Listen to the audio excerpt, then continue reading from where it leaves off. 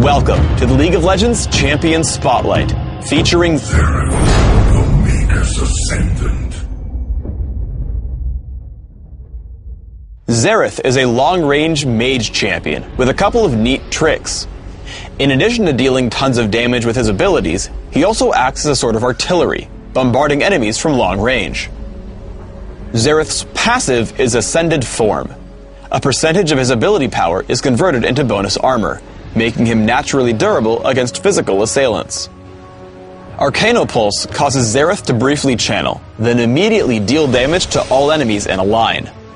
Locus of Power immobilizes Xerath for a short duration, giving him bonus magic penetration and increased range on his abilities.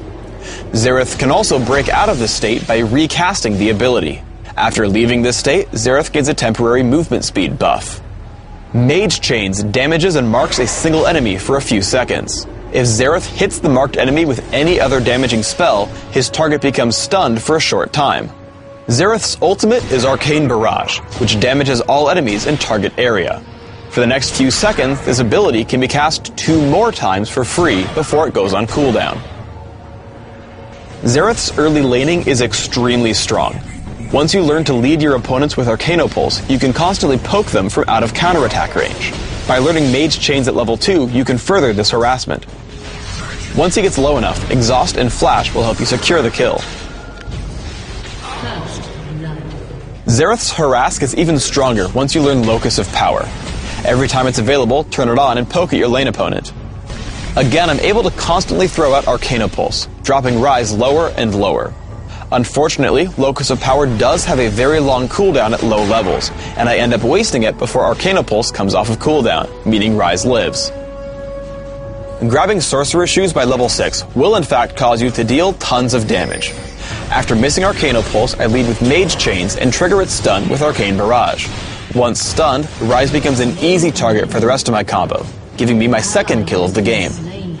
At level 9, and with a moderate amount of AP, Xerath is an extremely good farmer. Once an enemy minion wave is coming, use Locus of Power with Arcanopulse, then move back and launch another Arcanopulse. In the interest of saving mana, you should last hit the cannon minion with your basic attack, but immediately taking the other 6 minions is extremely powerful. Xerath is even more powerful when wearing the Golem buff. Once again, I push around Rise using Locus of Power, Arcanopulse, and Mage Chains. Once I push Rise to his turret, he retreats to the jungle to escape. However, I take the chance with Locus of Power and Arcanopulse, killing him in the Fog of War. Ganking is also really powerful on Xerath. I spot a skirmish at the bottom river and activate Locus of Power once I notice Janna channeling Monsoon. 2 shots of Arcane Barrage kill her and give an easy kill on Rise for my teammates. As we push bottom lane, I stay at Locus of Power's maximum range. The cooldown matches well with Arcanopulse, so I deactivate Locus immediately after nuking my enemies. After picking up the kill on Rumble, I stay in Locus to drop Arcane Barrage, taking down Rise. As Riven has gotten out of range, I use Locus's movement speed buff to rush up to her, picking up the kill with Mage Chains. We get into a team fight in mid. Again, I open with Locus of Power, poking at Janna.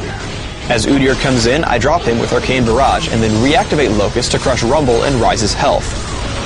As I push back into the battle, I get our team 2 more kills thanks to Mage Chains and the long-range slow from Rylai's Crystal Scepter. Xerath also has a number of tricks in Dominion on the Crystal Scar. After poking Riven off the capture point, I head to the brush below it and activate Locus of Power. I'm exactly in range for Arcanopulse, forcing Riven to give up the point for good. Xerath's long range is extremely helpful against melee fighters. As Riven jumps me, I lead with Mage Chains and stun her with Arcanopulse right as she initiates. Too low to fight, she runs only to be dropped by 3 shots from Arcane Barrage. As I flash away from Renekton, I wait until Mage Chains comes off cooldown, stunning him as I run for the Speed Shrine. Once he turns to fight Heimerdinger, I land another Arcanopulse.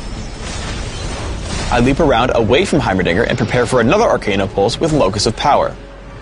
Now extremely low, I land Mage Chains for the kill. You really want to stay around the middle of the map as Xerath, as it gives you access to speed shrines and allows the most use of your long range. I head over to my team and help them pick up a kill on Blitzcrank, first using Locus of Power and Arcanopulse. As he continues to run, I repeat the combo and kill him with Mage Chains. Shortly after, I make it up to the windmill, taking down Riven with Locus of Power and Arcane Barrage. Once she falls, I chase Aurelia.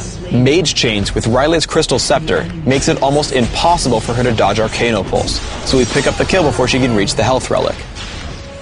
For runes, I take Magic Penetration Marks, Ability Power per level Seals, Ability Power per level Glyphs, and Flat Ability Power Quintessences. This setup is aimed at giving me early lane dominance, using Arcano Pulse to push around my opponent, while also scaling me to late game with lots of ability power.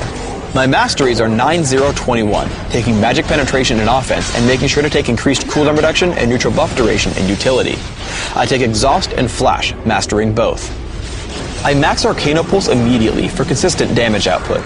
I take a point in Mage Chains at level 2 and leave it there as I max Locus of Power second. This ability order turns me into artillery pretty quickly, able to constantly toss out long-range spells. For items, I grab a Doran's Ring in Classic or Sorcerer's Shoes in Dominion. After adding Sorcerer's Shoes, I immediately grab Rabadon's Death Cap. With my core build done, I add utility and damage with Riley's Crystal Scepter and Will of the Ancients. I finish out my build with Morello's Evil Tome for cooldown reduction and Void Staff if my opponents start to get more magic resist. Thanks for tuning in to the Xerath Champion Spotlight. Please subscribe to the Riot Games YouTube channel up top and leave us your comments just below this video.